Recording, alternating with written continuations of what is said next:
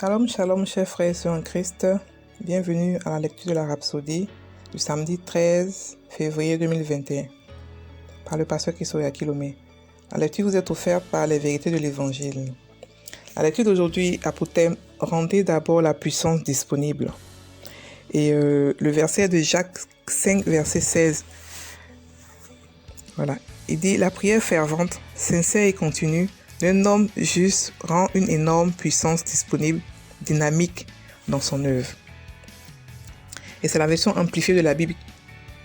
Voilà, donc le pasteur dit « Beaucoup ne comprennent pas l'importance des prières sincères et continues. Ils déclarent des paroles avant même de passer du temps de qualité dans la prière et se demandent pourquoi leurs déclarations ne sont pas efficaces. Vous devez apprendre à rendre la puissance disponible d'abord. Lorsque vous rendrez la puissance disponible et faites des proclamations de foi après, ce changement que vous désirez sera établi. Lisez l'histoire d'Élie dans 1 Roi 17, verset 18. Il avait prié pour faire venir la sécheresse et la pluie n'est pas tombée. Pas une goutte pendant 3 ans et demi. Quand il était temps de mettre fin à la sécheresse, Élie demanda la pluie au Seigneur. Ce n'était pas juste un court et fortuit marmonnement dans la prière, non. C'était sérieux, sincère, continu et fervent. Il a envoyé son serviteur 6 fois pour voir s'il avait un signe, alors qu'il continuait à prier en attendant une réponse.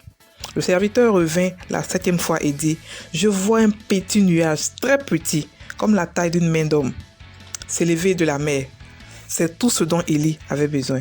Il savait qu'il avait prévalu. Il dit à son serviteur « Prends donc vite la route, dis à Achab, chevauche et descends de la montagne avant que la pluie ne t'arrête. » Dans 1 Roi 18, verset 44.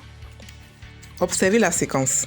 Élie a rendu une puissance énorme disponible grâce à des prières sincères. Et c'est après qu'il allait relâcher la parole. De la même manière, après avoir déclenché une tempête du Saint-Esprit dans votre chambre, c'est alors que vous partez déclarer le Réma.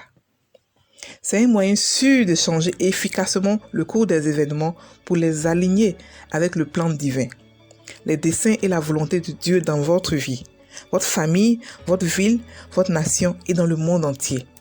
Alléluia. Le pasteur ici est en train d'expliquer la prière fervente, la prière de pétition ou la prière d'intercession. Mais ici, c'est plutôt la prière de pétition. Parce que la prière d'intercession, c'est pour des âmes. Et la prière de pétition, c'est pour quelque chose que vous voulez voir dans votre vie ou dans la vie de quelqu'un d'autre ou quoi que ce soit. Donc, il explique ici les principes. Les principes sont simples. C'est prier fervemment. Prier fervemment, sincèrement et continu. C'est pas une prière qui se fait en une seule fois. C'est pas une prière qui se fait une fois et puis on oublie. Non, c'est une prière. Tant qu'on n'a pas de résultat, on ne laisse pas la prière. C'est une prière, on peut appeler ça un peu plus ou moins une prière d'urgence. Pas forcément d'urgence, mais en tout cas une prière où tu es décidé que Dieu va te parler, il va t'expliquer, il va décanter la situation. Si ce n'est pas aujourd'hui, demain, il va décanter. Tant que tu n'as pas une note de victoire dans ton esprit, tu ne laisses pas. Et on dit ici que la prière, ici, on dit que Élie a prié longtemps. Il a prié pour faire venir la sécheresse. Et après, lui-même, sa sécheresse l'a bloqué. Donc il a dû prier fervemment pour que la sécheresse puisse passer, pour que la pluie puisse venir.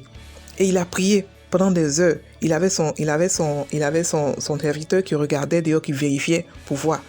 Il a prié. Dans 1 Roi 17, on ne dit pas effectivement comment est-ce qu'il a prié fervemment. C'est dans Jacques 5, verset 16 qu'on dit la prière fervente, sincère et continue. Et que Élie était un homme comme nous. Et c'est ce qu'il a fait. Et puis, il a eu le résultat.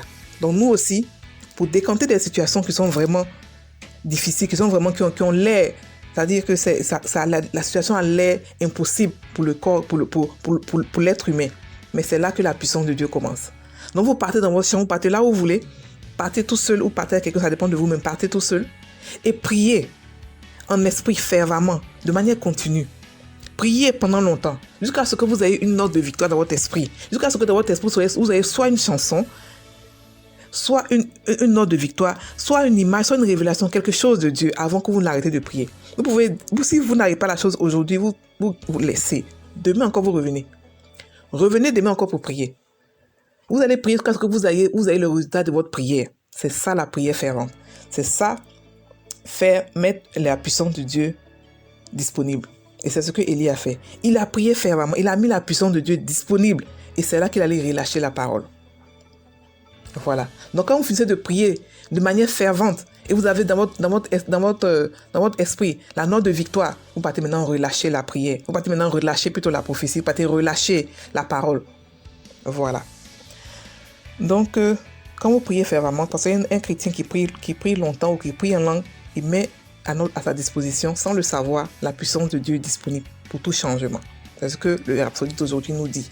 Lorsque nous prions fervemment, nous mettons à notre disposition un changement, une puissance pour changer les choses. Voilà, c'est pour ça que les choses se changent. Voilà. Donc, nous allons faire la prière, vous répétez après moi. Cher Père, je prie pour les nations du monde aujourd'hui, afin que ta volonté et ton dessein soient établis partout. Que les cœurs des dirigeants et de ceux qui sont en position d'autorité soient soumis pour faire et suivre ce qui est bien.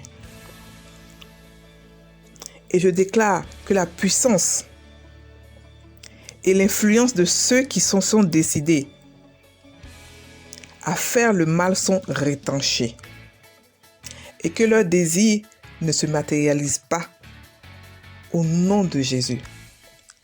L'Église est au contrôle et domine pour la puissance de l'Esprit. Alléluia.